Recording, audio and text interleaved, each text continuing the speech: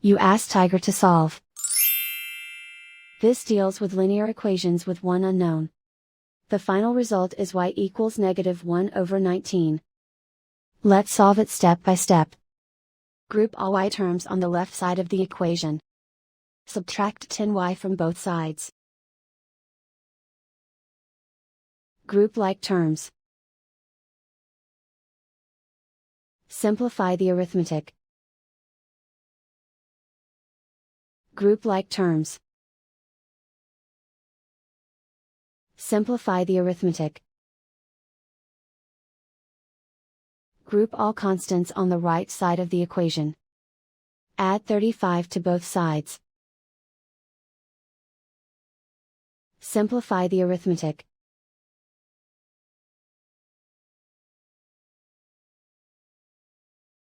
Isolate the y. Divide both sides by -19. Cancel out the negatives. Simplify the fraction. Move the negative sign from the denominator to the numerator. And so the final result is y equals -1/19.